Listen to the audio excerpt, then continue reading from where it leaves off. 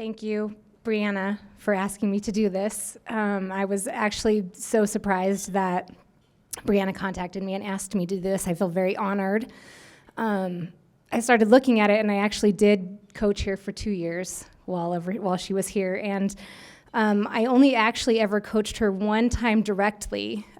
She was a distance runner, and I came here to coach the sprinters and jumpers. And back in those days, we barely had enough girls to make a team. So we needed 15 people to compete on a day, and Breanna was going to go run the next week. It was a big deal for her to go out to California and run really well. So we had her long jump. So if you look at her statistics on the track and field website, you'll see right below where she set her personal best at the Mount Sac relays that she also set her personal best in long jump at Boulder the week before. So that's how I got to know her after I was here. But initially, when she was winning all of those awards at the School of Mines, when we hosted the conference championships, and I say we because I coached there for 17 years prior to coming here to be a coach. So my first impressions was like I actually got to see her compete, and I thought, at the time, the School of Mines distance program was up and coming, and they're still a very good program. And I thought, where did this person come from? Like, I couldn't believe the luck that MSU Denver had in finding somebody like Breanna, and I thought, man, what I wouldn't give to have a girl like that on my team. So as luck would have it, I came here the next year, and I got to be a coach on a team where Breanna was the shining light. So just a great thing to get to know her. When I got here and I really got to know her, though, what I realized is that she was far more than just an amazing competitor. She's sweet and humble and kind and so many things. And I think one of the funniest things I remember about Breanna was she would come back from long runs, and she would always have something to give to the distance coach, Nick Moss. There was, golf balls and like random rocks and like string that she would find on the side of the trail. So whenever I took over as the head coach, I actually found a drawer full of Breanna's things that she had given Nick along the way, but he kept every one of them. So they were very special to him. And it was really fun for me to open up that drawer and find all of those things and all of those great memories. So great. Eric did a fantastic job talking about Breanna and all of the things that she accomplished while she was here, but I want to tell you a little bit about the things that Breanna has done since she's been here. As a coach, whenever you have athletes that you hope that you had an impact on go on to be coaches, it's a really big, prideful thing because you feel like I made the impact that I wanted to. I made a positive impact on somebody's life, and now they're out there making positive impacts. So Breanna and her husband, Michael, were both coaches. Breanna has since moved on from coaching, but while she was a coach, she coached cross country, and she also coached diving. Before she came here, she was a Division I diver at Boise. So she is a multi-talented young woman. So she coached both those sports at the high school level. She sent several girls to state individually from Ponderosa High School in the cross-country state meet. And there is a list at Ponderosa High School, according to Michael, who was very, very happy to brag about you so that you know. He said that there's a list of the standing 100 fastest times since inception and of the school, which was 25 plus years ago. And Breanna, during her short tenure as a coach for the cross-country team, coached 5 individuals into that list and 1 girl to the school record, which was 25 years old. So congratulations. And then, as a diving coach, we're here to celebrate her as a runner, but as a diving coach, she also took several girls to state who placed in the top 10. And at one point in time, there was a coaching shortage, and she stepped up and coached all 3 high schools in her city. So just an amazing young woman. She's a mom, and Michael said to me, you should see her as a mother. And I said, I have no doubt that she is an incredible mother because she's an incredible human being. So after I got to know Bree and I looked at all of the things that she did and what made her her, and really what I was most struck by were her personality traits. So I thought, what can I tell these people about Breanna that our amazing video didn't show. And what I have to tell you is that I looked up what are the 20 distinguishing personality traits of high-performing athletes. I found an article because I'm an engineer by trade. And I can tell you that every one of those things I could be like, yes, yes, yes, yes, yes. So I just picked out a few that stood out the most to me. And I'll start with self-discipline. And Breanna knew exactly what she needed at a very, she's, 20 years old, and she's telling us, I need to eat now, and I need to sleep now, and I need to be here now to warm up, and I need to do these things. And she was exactly right. Those are the things that she needed to do. So that self-discipline to know what she needed and stay on top of her recovery and understanding, just what she needed to be successful and not being afraid to tell us, this is what I need. I was just struck by that because I've been coaching for 26 years, and I can tell you that I don't know any other amazing, and I've coached a lot of amazing collegiate athletes. The best ones know it, but Breanna knew it the best. She definitely knew it. So self-discipline is absolutely something that I think she likely has used since. She's got 2 young children, and she's about to finish a master's degree. So you don't do that without a lot of self-discipline. So self-discipline is something that Breanna absolutely held. The next thing I wrote down was a strong sense of focus. If you look at the video that Eric showed, and I watched it specifically to get some ideas about what to speak to you about, she was running behind a girl from the School of Mines, Hannah. And the difference in the look on your face, Breanna, compared to what Hannah was going through in that race, there was no doubt that you were just focused on what you needed to do. So Breanna could always focus on that. I don't think that there was ever a time that I heard a conversation between her and John or Nick about you didn't follow your race plan, because Breanna she could totally follow a race plan. There was no doubt that she was going to do exactly what she needed to do.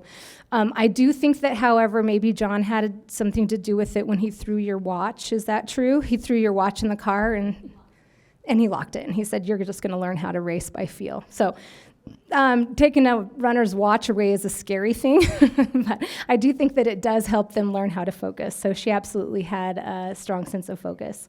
Breanna was very coachable. She was willing to take criticism, and I observed her, and I think that I probably at some point talked through races with her as well, but I think she was always just really looking for something to take away, how can I get better? She understood that failures were not just failures, they were learning opportunities. And again, something that is very mature for a young woman of her age at that time. The last few, I think, are the most important. I think Breanna is one of the most humble people that you'll ever meet. I was coaching her for a whole year, and I was on a plane with her to the national championships before I found out that she used to be a world-class triathlete, right? And it was just this, oh yeah, I did this. It was this very matter-of-fact conversation. So she was always very humble. And I think that when you get to the top levels, if you don't stay humble, it's easy to get caught up in the hoopla and to forget why you're there. So her humility kept her grounded, and it allowed her to do all of those things that she was able to do as a road runner.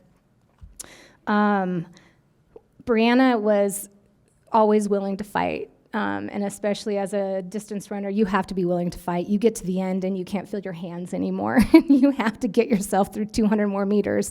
So there's a willingness to fight. And interestingly, in a couple of the articles, we talked about one specific race, but I got a quote from Coach Moss. He texted me this quote. He said, Breanna was the most tenacious competitors, one of the most tenacious competitors you'll ever meet. I distinctly recall her NCAA Indoor Championships in 2014. I knew she was the toughest runner in the mile field, and we needed to take advantage of that. We decided to just tear away from the start and basically dare anyone to join the ride. She fought all the way to the line, and unfortunately, she fell just before the finish. She still got up and finished 6th and was All-American. I remember watching that race too and thinking, she's going to get this done. We're going to have a national champion today.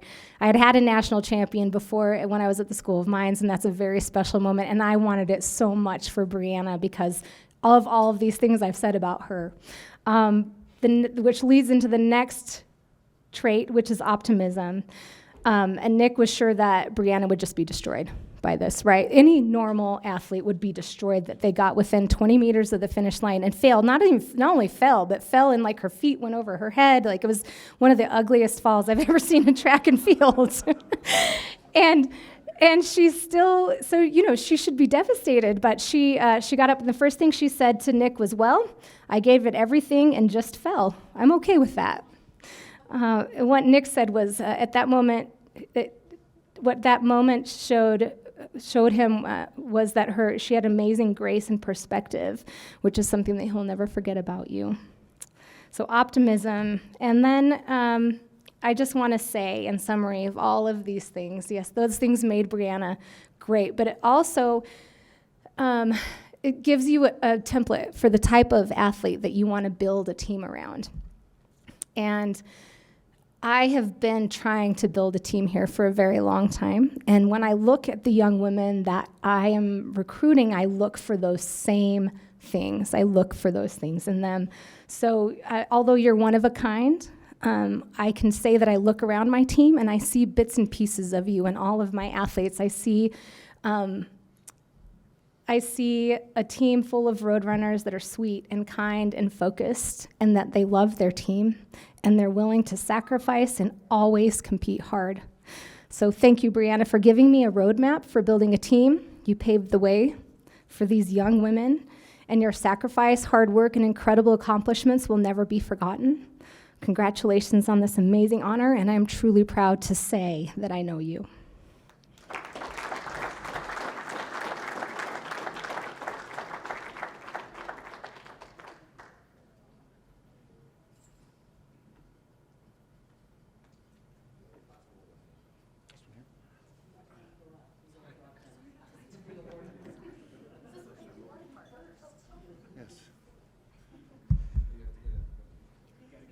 There we go. Thank you. Absolutely. There you go. There we go.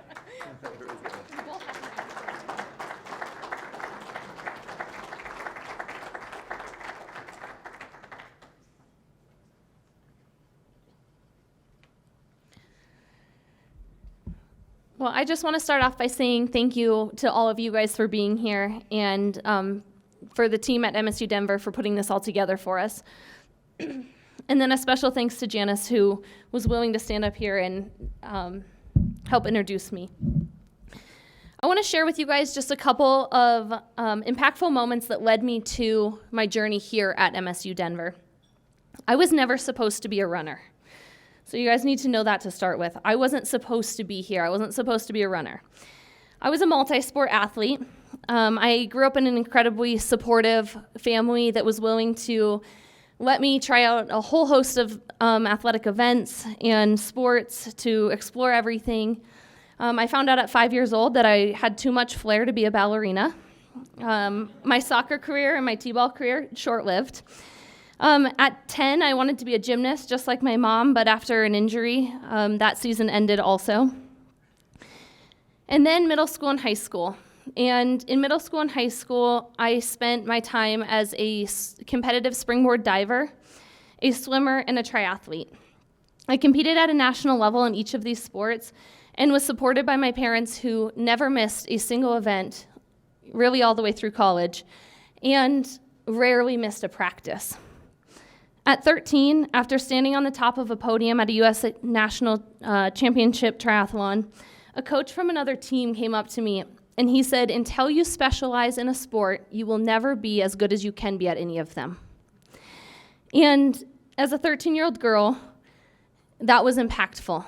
What he said right there made me question what I was doing. It was through the support of my parents that I was able to come back out of that and realize that I could still be talented at all of these sports, that I could still be good at all of these sports. But as a 13-year-old girl, when you go through middle school and high school, the things your parents say are helpful, but you really care what other people think. So that stuck in my head. At 16, I began competing on the World Triathlon Circuit for USA Triathlon. I spent my summers traveling to Canada and New Zealand and China and Mexico and all over competing for the U.S. National Triathlon Team. But I was what the U.S. triathlon team called a domestique. I was there to swim and bike. Triathlon is composed of swimming, biking, and running.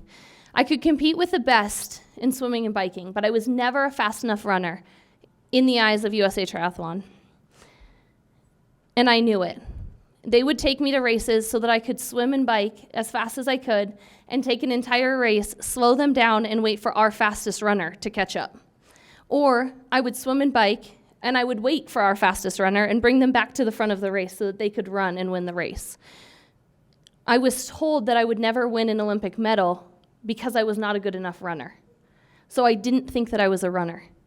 Until my senior year of high school, I never competed in a track event. I competed in cross country because it was fun and it was something to do in that season.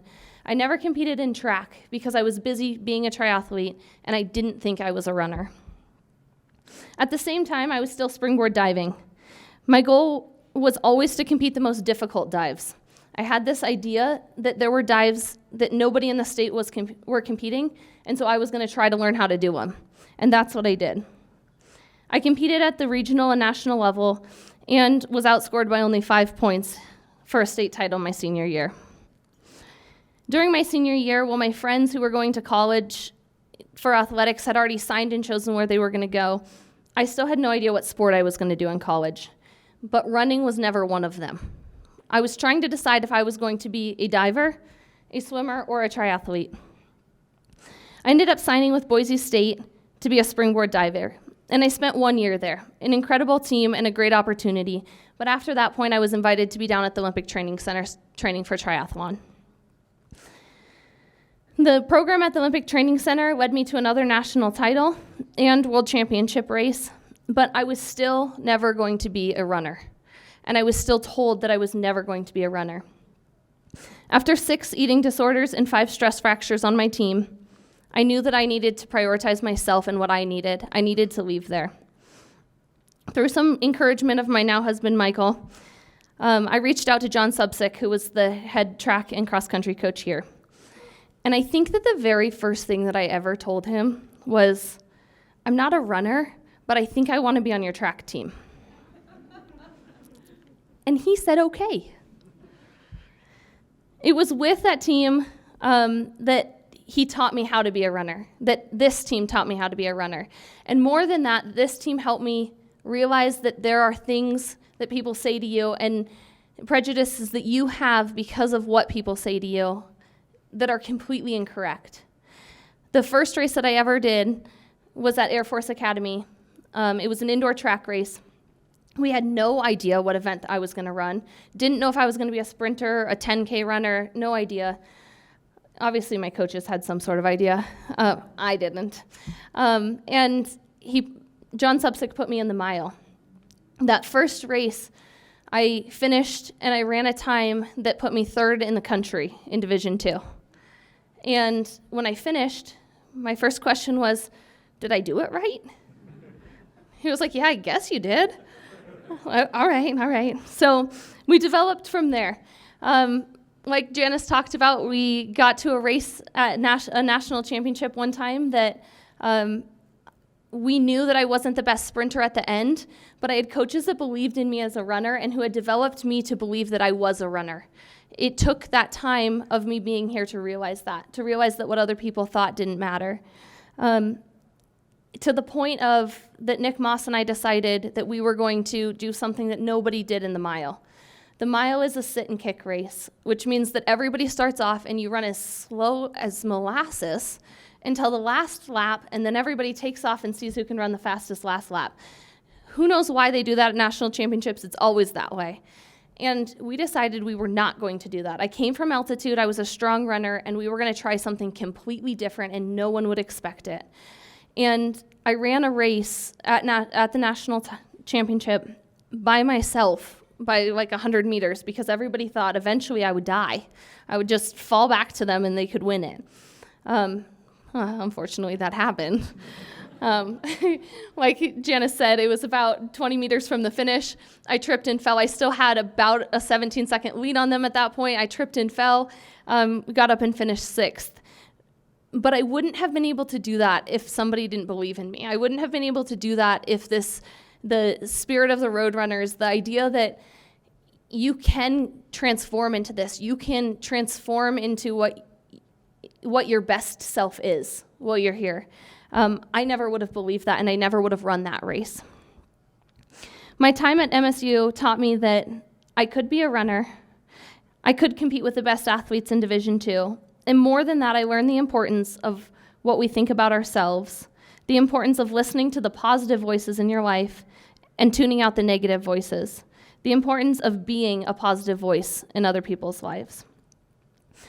Where I am now, that's my goal. That's what I took out of my time here, is being able to be the positive voice in children's lives where they are now. So I just want to say thank you to you guys for being here. Thank you to the administration here for giving me the opportunity. Thank you to my parents, to Michael who brought me here, even though Coach Subsick said maybe it was him. And thank you for this opportunity.